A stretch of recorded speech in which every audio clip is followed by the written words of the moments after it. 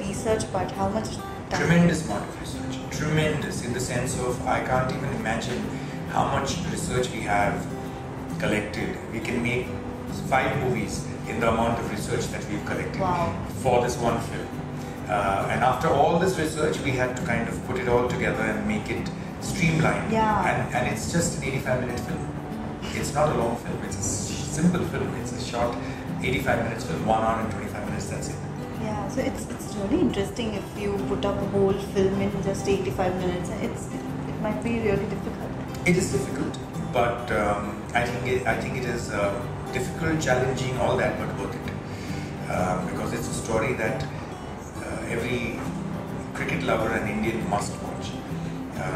Because it gives them so much information about an emotional. It's an emotional ride, not just information. It's an emotional ride, the whole film, and it gives them so much of. One thing I can be 100% sure about, that people is watching this film when they finish watching it, whether it's a theatre or on the digital platform. One thing for sure they will feel is pride. That's for sure. Wow, that's saying that feels pride. Yeah. So there is a way in marketing a film. There's a particular way to make your film reach to the audience. This is a docu-fiction. So how do you plan to market this particular? For one, I think it's important to educate people to the fact that this is not just a documentary. It's a feature film. It's a feature film. It's a story. It's an emotional journey. It's an emotional journey of a girl, of a country, and of a game. And an emotional journey which culminates into something very euphoric. So that is how we plan to put it out there in front of people, to say that it's much more than just a documentary. It's much more than just fiction. It is something which entertains, educates at the same time. In my opinion, the marketing strategy that we have so far kept in our mind has been about going out there and telling people, showing them the first trailer, which was a massive success, where people have loved the trailer. And the reason why I think people have loved it is because we are very honest about the trailer. We are not trying to hide any aspect of this film. We are not trying to hide that it's part documentary. We are not trying to hide that it's it's part fiction, that there are interviews and people's point of views as a part of the film. We're not trying to hide anything. We're just going out there and saying that there was a moment in history and that has affected, 1 billion people. So we want to just talk about that moment. Yeah. And how does the title fit in all the story?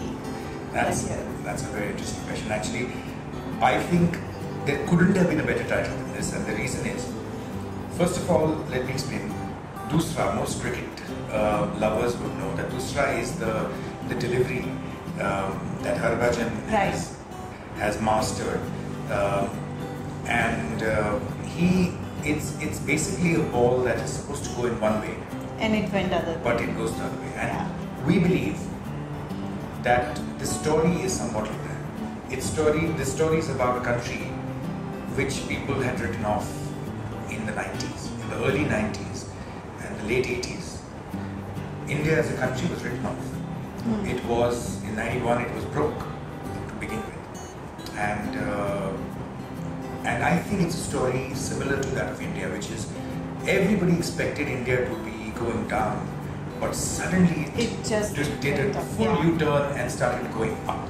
And I think that's one reason. Apart from that, in cricket itself, there is the ball that I said, it's supposed to go one way, but it goes the other way.